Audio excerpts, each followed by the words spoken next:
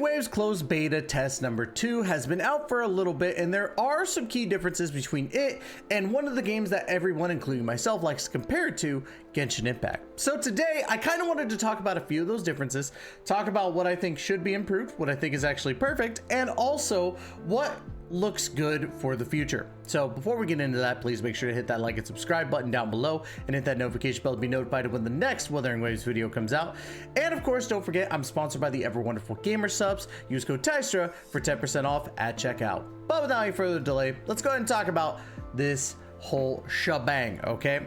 So first things first, I think one of the glaring things that we need to talk about is the combat, because the combat is pretty dang good. I don't think anybody can argue that the combat is, you know, just that dang good. It's really good. I do think there's a couple of key differences that we need to talk about. First thing is counterattacks. Now, counterattacks, if you see the little yellow circle, and we're going to pull up the actual tutorial for that. But if you see a yellow circle from an enemy, then you're able to actually do a counterattack, which, as you can see right here in the little not diagram, but the pictures that they have, if you hit when that circle comes up, you perform a counterattack, stopping their current attack. So I think that's really cool. I think that's something that I wish Genshin would have implemented, because then it would have been a lot more fun. However, with how Genshin Impact is, there's not really a need for something like a counterattack because it's so goddamn easy. But of course, you also have the air dodge, which I think is really cool. We do have normal dodging as is, but there is such a thing as perfect dodge, which I really like doing. It's really cool. And of course, we also have the switch-in attacks, which are actually pretty nice as well, where you'll have your character and you'll hear a little chime, and then you could switch to another character to perform an attack that's going to cause a little bit of extra damage and also get your switch in, which I think is pretty neat. I've seen other games do it, but I really like how Wuthering Waves did it. So outside of that, obviously we know kind of in regards to like weapons and stuff, there are some differences. We have our one-handed swords, of course, which is pretty standard. But there's also the catalysts, or as they like to call them, if I can find it really quick. Will it actually tell me what like reticifiers or something like that? I don't exactly know what they call them, but it's basically like a catalyst. But we also have, as you can see here, pistols instead of like a bow and arrow, which I think is dope. I like pistols. They're pretty sick. I can't remember if that's it for weapons. Ooh, that's actually pretty cool. I didn't actually see those. They're gauntlets. Okay, so we have gauntlets to where they fight with their fist, which I think is dope as well. But yeah, so there's a couple of weapons differences. Leveling up is about the same, to be quite honest, in regards to all of it. But I will say there is another system that kind of outshines but also has stuff to work on, and that's their gear system.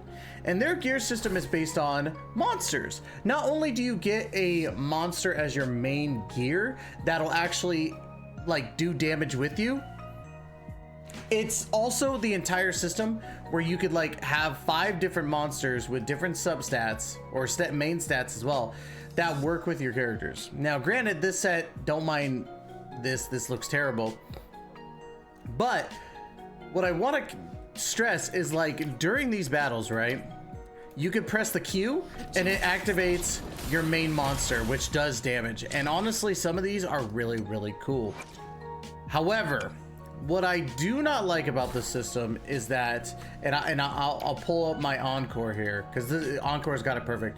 One, you could get double of the same stat, which I think is going to cause a lot of issues in regards to like farming, because if I see Inferno Rider and I need double crit rate, then it's like, okay, I have a chance to double crit rate. But at the same time, there's way more stats. There's obviously your crits, your attack, defense, HP. You have your basic attack, heavy attack, resonance attack. You have energy recharge, basically. There's so many different like stats to really look at. Like as you can see here, all of these, I think except for, excuse me, I just woke up a little bit ago. All except for I think the damage bonuses can all be substats. Now, I could be wrong, and if I am, let me know in the comments down below, but there is a lot to look into, and I think the main like gears, or like the highest tier gear, gives you like 5 substats, which is a big grind, and I think that that could cause a lot of people to be wonky with it, but I think still that it's a little bit easier than normal artifact and relic grinding. That's just my personal opinion, because these monsters that go for your gear, you could get in the overworld. Like, they just drop and you just farm for a main stat. Or you could even do these things right here, which they spawn around the whole map. The tacit discords that actually give you these as claimable rewards as well. So as you can see, I have a claimed reward here. I can do this, and you can see that I actually got 2 monsters here. One with an attack percentage for Fusion Warrior, and then I got one right here, the Auto Puppet Scout, which gives me Glacio damage. Ooh, stop it. But yeah, there's ways to go about it, and I think that honestly, it's not difficult to get gear, but I think it's difficult to perfect gear, and that's perfectly fine. I think that it needs to be somewhat difficult, but I do think that they can improve it a little bit more. But I am digging it so far. Now, let's talk about the store stuff, because I do want to talk about this as well. You see that it's got basically the same stuff as the other game, Genshin Impact. It does have level up supply packs, which I don't know if that's going to carry to the main game. If it does, I think that's sick. But yeah, we do have item exchange, but this is where I think it gets different for this game. You actually can get 5 stars with your tokens that you save up, and I think that is awesome. Because if you want to save up all of your branches here, the Afterglow Corals, you can.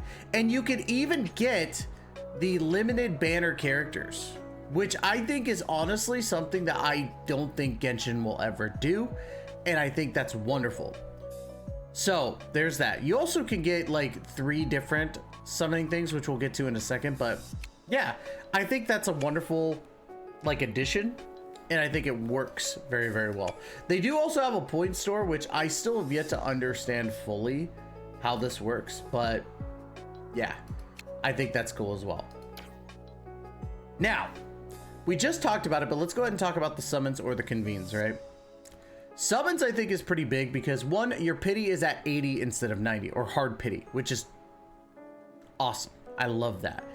But what I find even more awesome is that the weapon banners, from what it looks like right now, and this could change in the actual drop of the game, you have 1 5-star to get, and that is the actual weapon. And I think that's big, because now you're not wasting so much money just to get a weapon, and you get 2 Staff of Homas, and then you get you know, Novelette's weapon. Not totally projecting what happened to me in the slightest, but I do think that's cool that they actually allow for you to get the weapon at most 80 pulls. That's sick. You have your standard banner, of course, but you also have a standard banner for weapons that you could choose which one you want.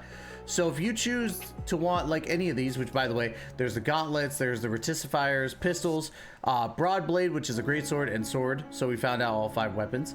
But you could choose any of these. So I could be like, okay, I want static mist. Boom. I could summon on this banner until I get static mist, which I don't think is the same as this one. You have a chance at 1 of the 5. So I don't know if that's the case though. If it's like, you know, if you pick a 5-star, that's the one you're gonna get. So don't quote me on that. I haven't summoned on this banner enough, but I just think there's a lot of really cool stuff in regards to this, and it just seems like it's gonna be a little bit more rewarding. The only thing that sucks, and I'm gonna grab this really quick, the only thing that sucks right now is, as of this moment, like, it's tough to play the game because I'm not going to keep any of this when we go into the main game. Now, there's rumors of it coming out in 2 months. I don't know if that's the case or not. I was projecting probably October so that they could honestly get a bunch of stuff ready to go, but who knows. But those are the differences that I've seen in the game. Now, let me know in the comments down below if there's some differences that I missed in this game. Oh wait, there's actually one more thing I wanted to talk about. When it comes to characters, Eidolons, you have 5 instead of 6. So these are the resonance change. You only have to get the character 6 times instead of 5. I think that's pretty cool as well. But yeah, other than that, I don't think I missed anything, but I probably did. Let me know in the comments down below what you all think. If I missed something, definitely would love to hear about it. And are you excited for Wuthering Waves actually coming out very, very soon? Do you think the rumors are true? I have no clue if they are or not. So anyways, y'all, that's going to be it for today's video. Don't forget to like, comment, subscribe. And of course, as always, we will catch you in the next video. Please take care and be safe.